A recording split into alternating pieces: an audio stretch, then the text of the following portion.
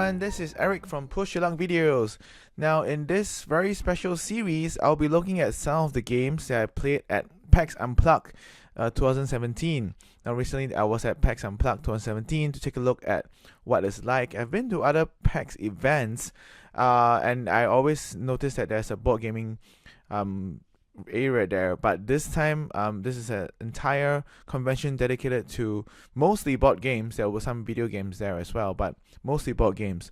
So I had a chance to go there, take a look at what it's like, and also play some games. So in this very special series, I'll be talking about some of the games that I've played at PAX Unplugged and general first impressions of the games. So this is not a full review per se, but it should give you a pretty good idea of what the games are like as I played them and give you my impressions as well.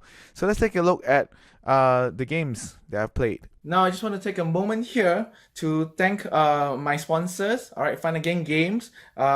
Push Your Luck Video is an affiliate of Funagain Games. So if you go to funagaingames.com and when you check out after you buy any games there, if you put my code PULV, that's Papa Umbrella Lima Virgo. All right, in the affiliate code section, a little bit of kickback comes back to me as well. So thank you very much if you do that. And also, I'd like to thank Tasty Minstrel Games for sponsorship.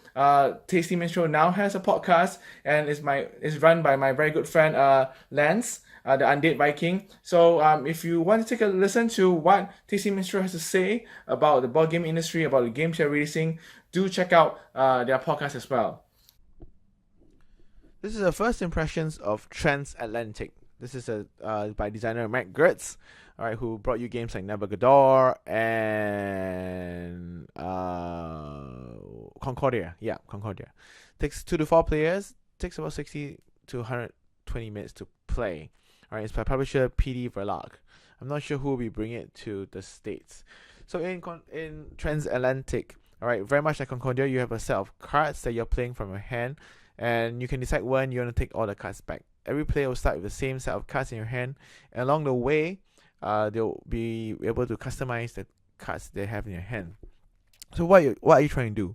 You're trying to control these boats, all right, these ships, and you're trying to send them to the different slots on the board and making them run or transport as many times as they can, because when they transport, usually they give you money, and money helps you to score points as well, and also will give you points at the end of the game.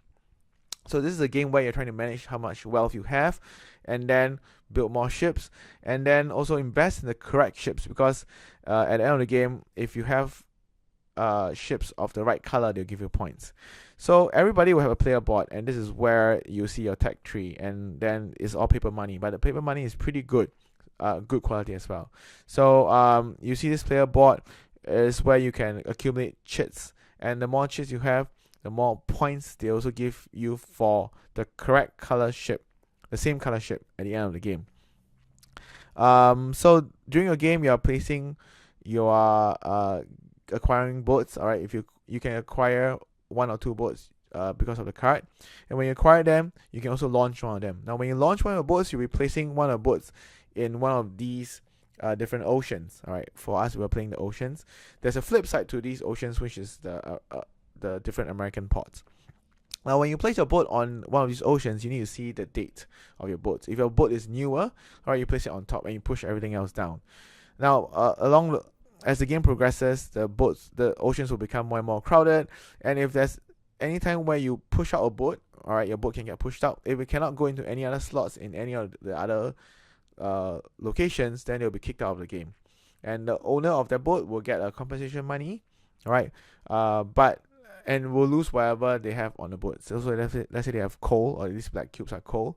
If they lose it, that's it. They just lose it. So if they did not get to transport the boat in time, they'll lose the boat.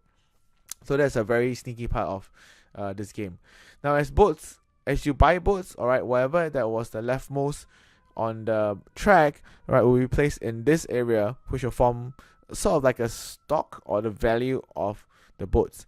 At the end of the game, you'll be looking at this and seeing which this will give you points per boat that you still control of that color. So in this case, you can see that the black boats and the white boats are worth 4 points apiece. Alright, this is also added to your player board. So if you look at your player board previously, and where you collected chits, you can collect chits for the male, which is the white color boats, or collect chits for the coal, which is the black color boats. Alright, there's also the other boats colors are also represented on your player board. Now, depending on how far along you were on your player board, you get a certain amount of points, plus 1 point for each of the shares of that particular color, and that will be the points per that color boat that you score. So for example, if I manage to so by default, the if you do not collect any of your chits, is 3 points per boat, and if I was looking at the black color boats, alright, it's 3 plus 4, so it's 7 points. So each black color boat I have on the board that's still active, by the end of the game, I'll get 7 points each, and then you score those points. So money at the end also will score you some points, but it's not as much as you would think. And then each completed row will score you points as well. So you also want to collect the chits along the way, because each completed row will give you like 5, then plus 10, plus 15, and plus 20 points. And then you see each column, which is the highest, as in the chit that is the highest, right? You score points for that as well. So there's quite a lot of point scoring, and at the end of the game, whoever has the most points will win. So what were my first impressions of it? I really liked it. I would recommend it. It is very interesting. If you like Concordia, it is similar in Concordia only in the sense that the deck building part. Alright, so you'll be playing your cards, and you can decide when you want to play the card to collect by all your cards again.